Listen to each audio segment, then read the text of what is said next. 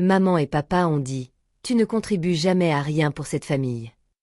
Ma sœur l'a dit comme une blague, et tout le monde a ri. Les verres ont teinté. Les fourchettes ont heurté les assiettes. Leur sourire semblait forcé, leur fierté empruntée. Assise là, je coupais ma nourriture en morceaux parfaits, faisant semblant que ces mots ne me blessaient pas. Ils ignoraient que je leur envoyais 8 000 $ par mois pour que leur maison, digne d'une carte postale, reste impeccable. 3 ans de silence déguisé en devoir. Ce soir-là, sous le lustre doré, j'ai souri sincèrement pour la première fois, car la phrase suivante allait bouleverser tout ce qu'ils croyaient savoir de moi. La maison des Vaughn ressemblait toujours à une page de magazine, sol en marbre blanc, miroir aux bordures dorées, bougies qui embaumaient l'approbation. Maman y veillait. Chaque Thanksgiving, elle dressait la table comme si c'était son théâtre, nappe pliée en cygne, assiette jamais lavée au lave-vaisselle. Elle pensait que la perfection pouvait étouffer la vérité. Et pendant des années, elle y est presque parvenue. J'ai grandi en apprenant à me faire toute petite dans cette maison. Mélissa était la fille vedette, l'institutrice, la brillante, celle qui faisait rayonner maman. J'étais la discrète, le flou à l'arrière-plan des photos de famille. « Tu n'es pas assez expressive », disait maman, Rachel, en arrangeant les cheveux de Mélissa pour les photos. Papa se contentait d'acquiescer, perdu entre culpabilité et vin. Ce soir-là, le dîner ne fit pas exception. L'air embaumait le romarin et l'argent. Greg, mon beau-frère, se vantait de sa nouvelle voiture. Maman riait trop fort. Papa se resservit un verre de merlot, les yeux baissés. La conversation était une pièce de théâtre que nous répétions tous depuis des années.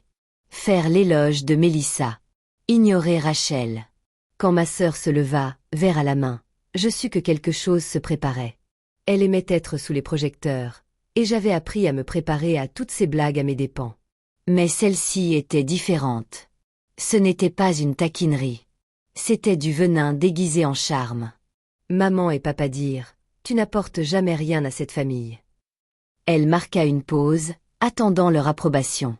Ils ne m'ont pas déçu.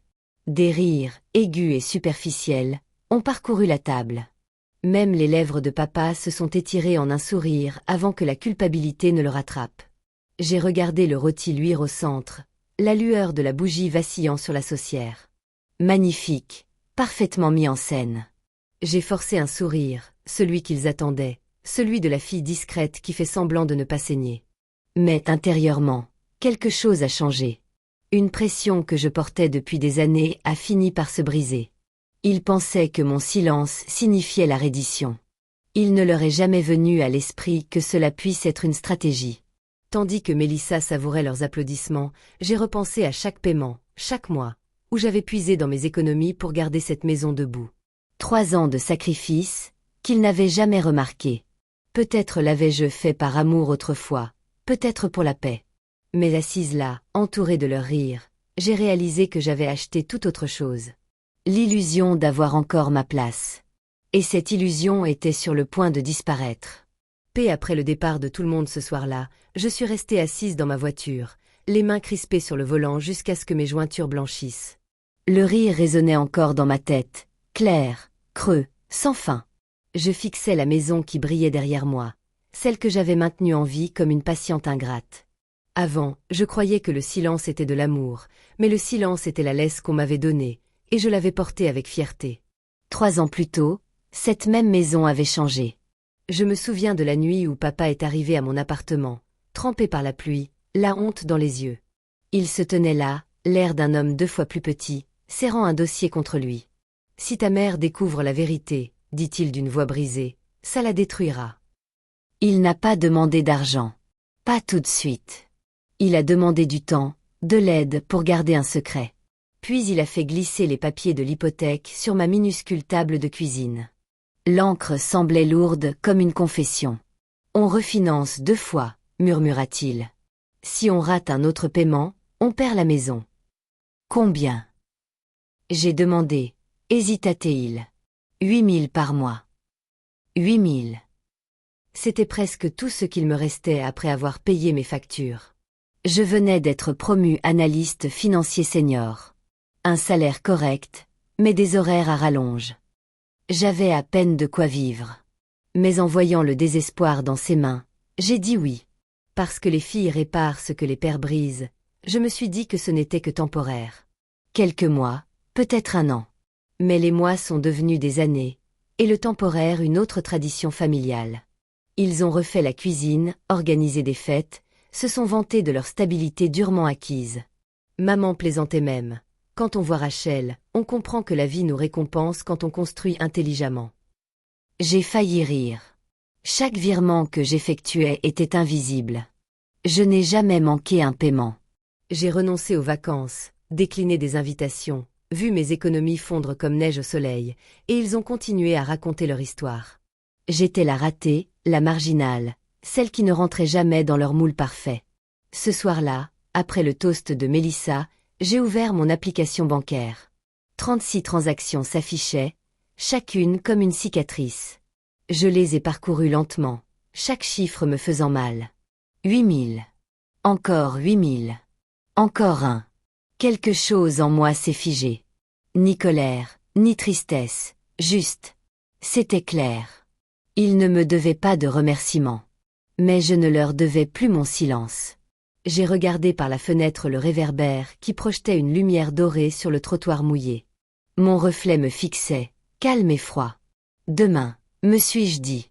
Demain, ils verront une contribution mesurée en zéro et en limite. J'ai fermé l'application, éteint mon téléphone et expiré. Pour la première fois depuis des années, je n'avais plus cette sensation de lourdeur dans la poitrine. Je ne perdais pas une famille.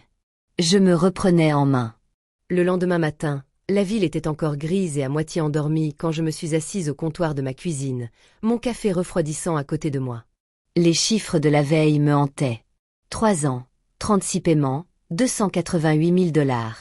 J'ai ouvert mon ordinateur portable, me suis connecté à ma banque et j'ai survolé le virement automatique. Le bouton brillait d'un bleu anodin, inoffensif, banal. Je l'ai fixé jusqu'à ce que mes yeux me piquent. Puis j'ai cliqué sur annuler. Un simple bip a confirmé l'opération. Ce petit son m'a paru plus fort que toutes les insultes qu'il m'avait lancées. Un instant, la culpabilité a tenté de me gagner. De retour en arrière. La part de moi qui voulait encore être la bonne fille, celle qui arrange les choses, celle qui apaise les tensions. Mais une paix fondée sur les secrets n'est pas la paix. C'est un pacte tacite. J'en avais déjà payé le prix. J'ai ouvert un tableur et j'ai noté chaque paiement effectué. Date, montant, numéro de référence, preuve, le tout soigneusement organisé et irréfutable. Chaque ligne me rassurait. Je n'effaçais pas le passé. Je le documentais. Ce n'était pas de la vengeance. C'était un travail de mémoire. C'était la vérité. Mon téléphone a vibré. Mélissa m'annonçait un dîner de famille ce soir. Ne sois pas en retard. Maman a préparé ton plat préféré. Mon plat préféré. Elle utilisait toujours cette phrase comme un appât. J'ai fixé l'écran et j'ai failli rire. Pas cette fois. J'ai enfilé mon blazer gris, celui qui imposait l'écoute au travail. Au bureau, j'ai terminé mes rapports, répondu à mes emails, souri aux passants. Personne ne se doutait que sous ce calme apparent, quelque chose se tramait. La liberté ne crie pas. Elle vibre doucement en nous, attendant le moment propice.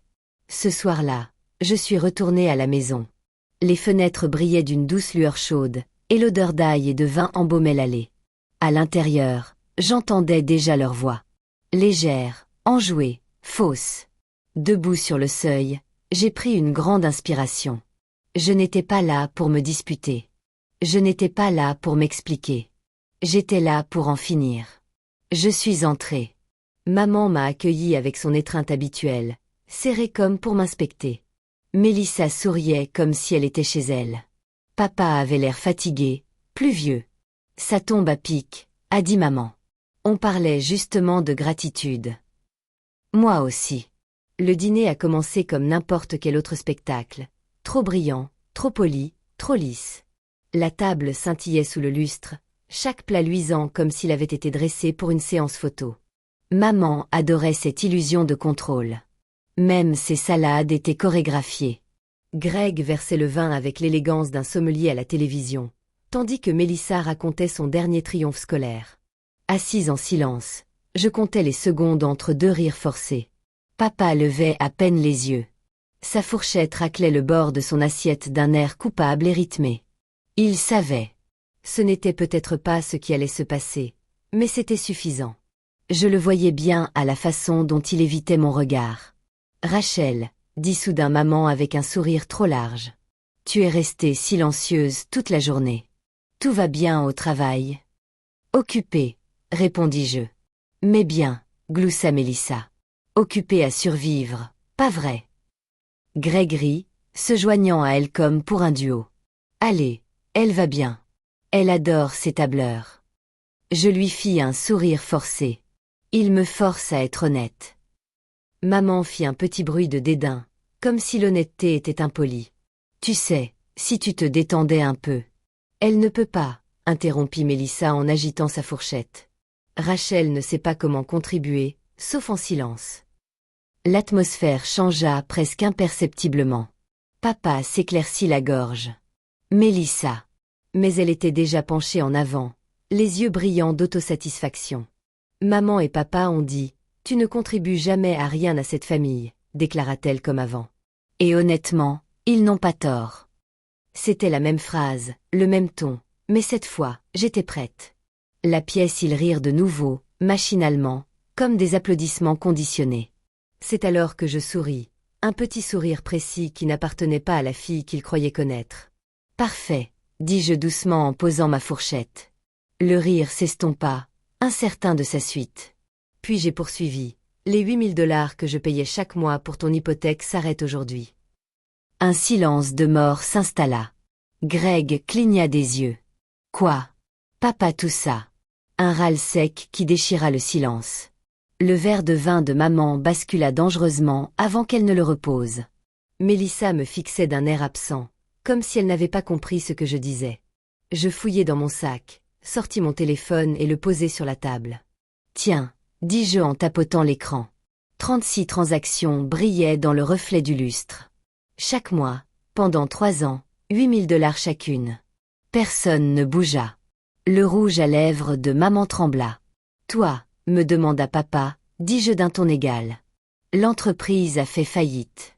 L'associé a disparu. Il ne voulait pas que tu. Je le savais.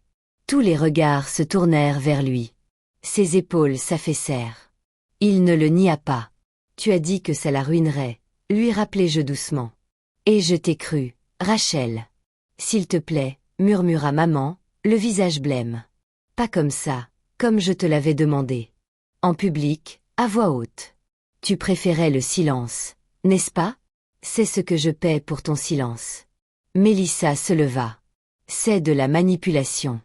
Non, dis-je en me levant à mon tour. C'est un calcul. Elle ouvrit de nouveau la bouche, mais je fus plus rapide. Tu t'es moqué de moi parce que je ne participais pas. Faisons le calcul. 288 000 $. Combien t'ont coûté tes applaudissements? La voix de Greg se brisa. Tu aurais pu dire quelque chose. Je ris une fois, faiblement, lasse. Je le faisais tous les mois par virement bancaire. Papa prit enfin la parole d'une voix faible. Nous étions désespérés. Je croyais que tu pensais que je ne remarquerais pas le coup. Je dis, tu avais raison jusqu'à présent. Les yeux de maman brillèrent. Nous sommes une famille. Tu ne peux pas t'arrêter comme ça.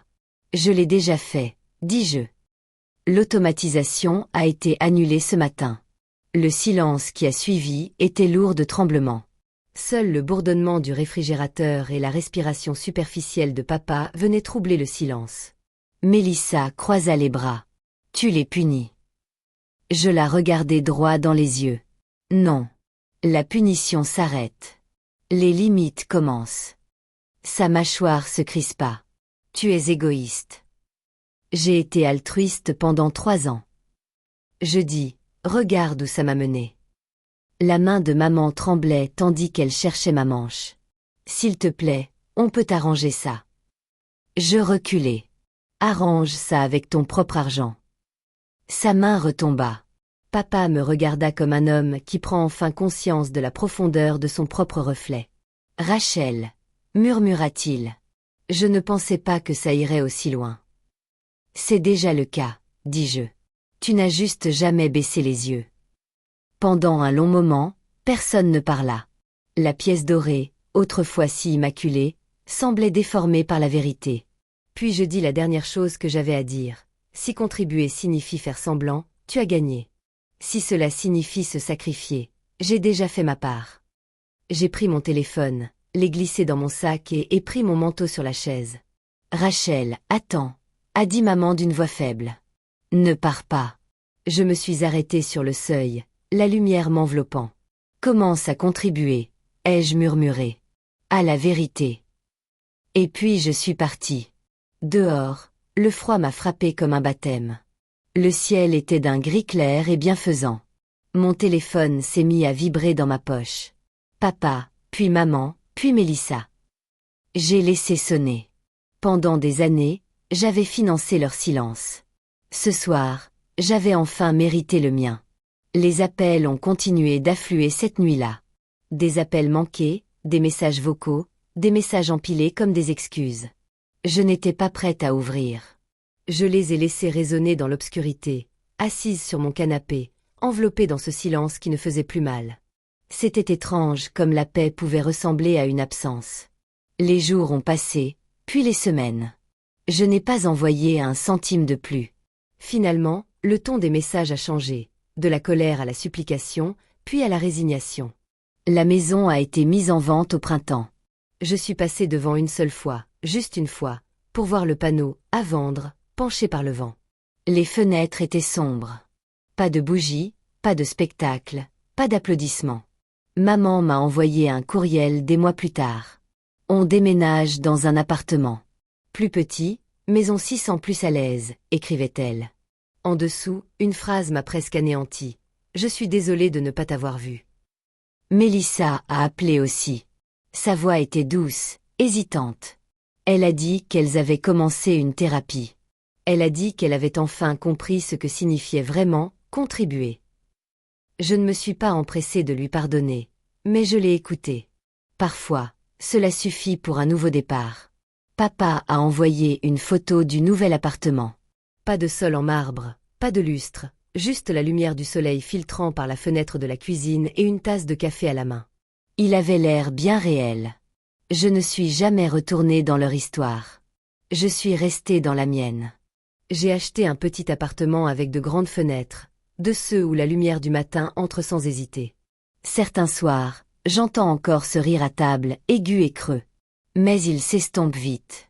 Car maintenant, quand je pense à contribution, je pense aux limites, pas aux sacrifices.